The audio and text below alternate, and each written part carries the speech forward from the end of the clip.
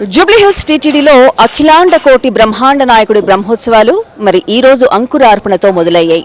మరి ఈ రోజు మొదలుకొని మార్చి 7వ తారీఖు వరకు కూడా ఈ బ్రహ్మోత్సవాలను నిర్వహించేందుకు టీటీడీ మరి రంగంలోకి దిగింది. ప్రస్తుతం ఈ రోజు జరిగే కార్యక్రమాలేంటి, అలాగే ఈ వారం రోజుల పాటు జరిగే కార్యక్రమాలేంటో అర్చక వరేణ్యులు మనతో మరి వివరించడానికి సిద్ధంగా ఉన్నారు. మాట్లాడదాం. నమస్కారం అండి. నమస్కారం. ముందుగా ఈ రోజు అంకురార్పణ అంటే ఈ రోజు అసలు ఏం జరుగుతుంది, అలాగే రోజువారీ కార్యక్రమాల్లో భాగంగా ఏమేమి కార్యక్రమాలు ఉన్నాయి? శ్రీ వెంకటాద్రినిలయ కమలాకామక పుమాన్ అభంగర విభూతిర్న తరంగయత మంగళం. అఖిలాండ కోటి బ్రహ్మాండ నాయకుడు, ఆశ్రిత జనవత్సలుడు, భక్తులు కోరిన వెంటనే తమ కోరికలను తీర్చేటువంటి ఇలవేల్పు కలియుగ ప్రత్యక్ష దైవమైనటువంటి శ్రీ వెంకటేశ్వర స్వామి వారి యొక్క బ్రహ్మోత్సవములు తీతీదేవారి ఆధ్వర్యంలో అంగరంగ వైభవంగా ప్రారంభించడానికి ఈరోజు సిద్ధంగా ఉన్నాము. ఈరోజు అనగా 25/2/2025 నుండి 7వ తారీఖు మార్చి నెల 2025వ తారీఖు వరకు ఈ 10 రోజుల పాటు అంగరంగ వైభవముగా శ్రీవైఖానస భగవత్ శాస్త్రోక్త ప్రకారముగా ఈ బ్రహ్మోత్సవములు నిర్వహింపబడుచున్నాయి. ఈ బ్రహ్మోత్సవములలో భాగంగా ఈరోజు అంకురార్పణ మేదినీ పూజతో ఈ బ్రహ్మోత్సవములకు నాందిగా ఈ కార్యక్రమాలు ప్రారంభిస్తున్నారు. రేపటి రోజు ఉదయం 9 గంటలకు ధ్వజారోహణం, అలాగే 2వ తారీఖు స్వామికి అత్యంత ప్రీతిపాత్రమైనటువంటి గరుడ వాహనోత్సవము, తదుపరి హనుమంత వాహనోత్సవము, అలాగే ఈ సంవత్సరం విశేషంగా రథరంగ డోలోత్సవం కూడా 3వ తారీఖు కొత్తగా చేసుకుంటున్నాము. తదుపరి 5వ తారీఖు రథోత్సవము, తర్వాత 6వ తారీఖు చక్రస్నానము, 7వ తారీఖు శ్రీ పుష్పయాగముతో ఈ బ్రహ్మోత్సవములు అంగరంగ వైభవముగా జరపబడుచున్నాయి.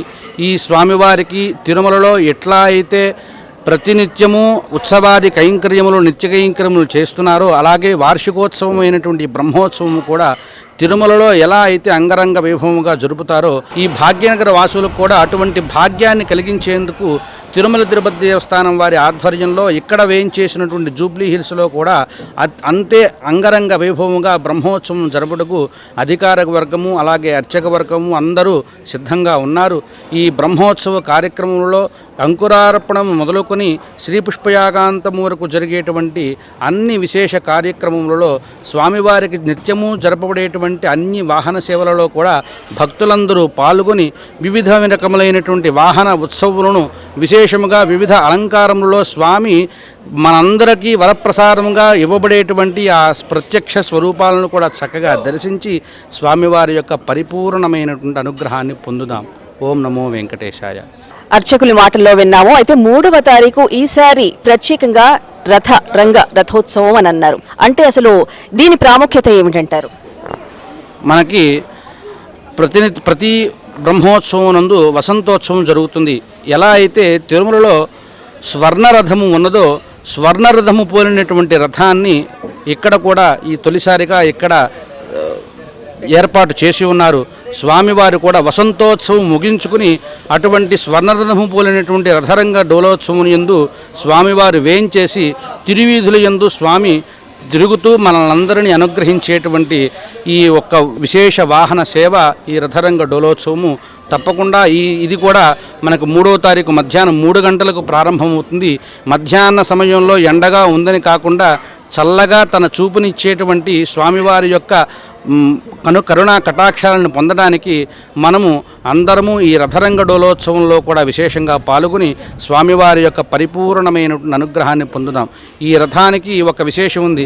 రథస్థం కేశవం దృష్ట్వా పునర్జన్మ నవిద్యతే అన్నారు. ఈ రథంలో ఉన్నటువంటి కేశవుణ్ణి ఎవరైతే శ్రీ విష్ణుమూర్తిని ఎవరైతే దర్శిస్తారో వారికి పునర్జన్మ ఉండదనేటువంటిది ఒక ప్రశస్తి.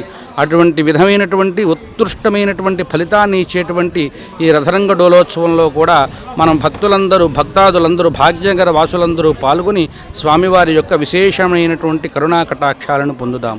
ఓం నమో వెంకటేశాయ. అఖిలాండ కోటి బ్రహ్మాండ నాయకుని బ్రహ్మోత్సవాలు మరి ఈ రోజు అనగా 25వ తారీఖు 2025 ఫిబ్రవరిలో మరి టీటీడీ దేవస్థానం వారు ఎంతో అద్భుతంగా మరి ఇక్కడ మనం ఏర్పాట్లన్నీ చూస్తున్నాం. మరి అంకురార్పణ అంటే అసలు మొదటి రోజు అంకురార్పణ చేస్తారు. అసలు అంకురార్పణ ఎందుకు చేయాలి, ఎలా చేసుకుంటారు, మరి అర్చకుల మాటలోనే విందాం. అసలు అంకురార్పణ అనేది ముందుగా ఎలా మొదలు పెడతారు, అసలు ఎందుకు చేయాలంటారు? అంకురము అనగా చిగురులు అనే అర్థము.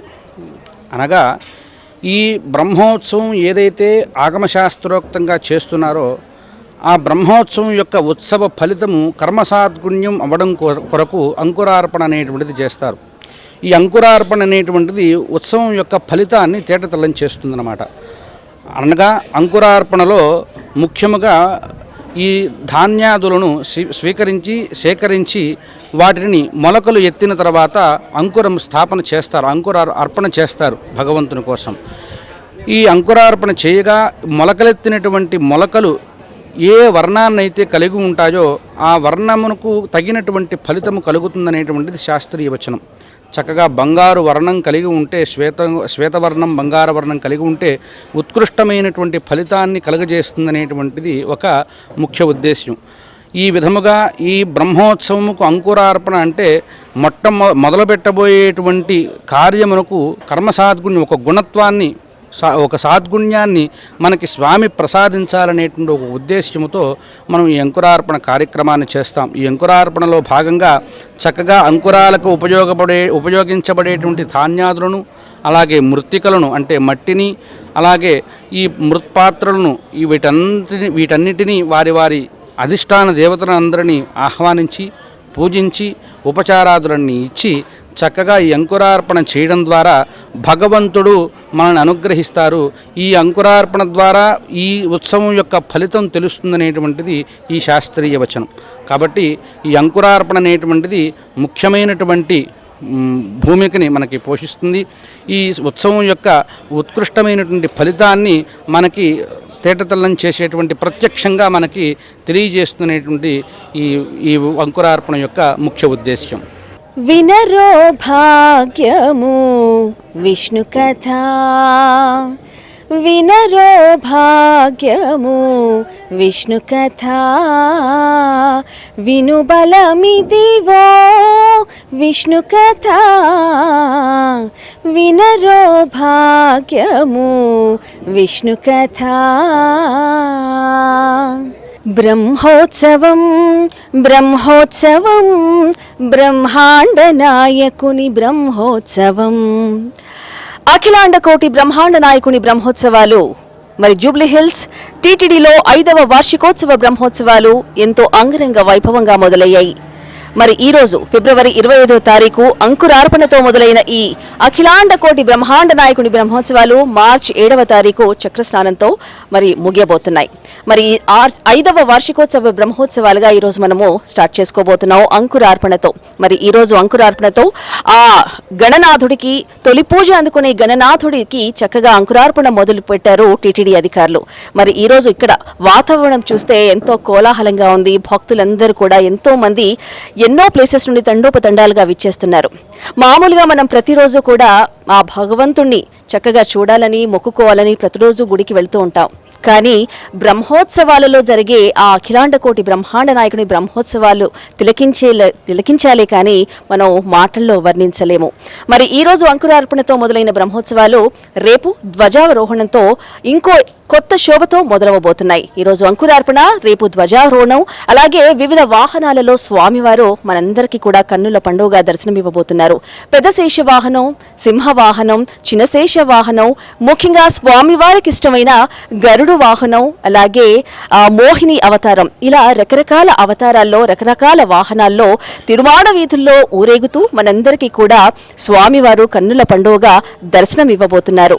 మరి ఇక్కడ వాతావరణం చూస్తుంటే కూడా ఎంతో ఆహ్లాదంగా ఉంది. అదేమిటి, పైనుండి సూర్యుడు ఇలా చిమ్ముతూ ఉంటే ఎండాకాలంలో జరిగే బ్రహ్మోత్సవాలు కదా ఎలా రావచ్చు అని అనుకుంటారేమో.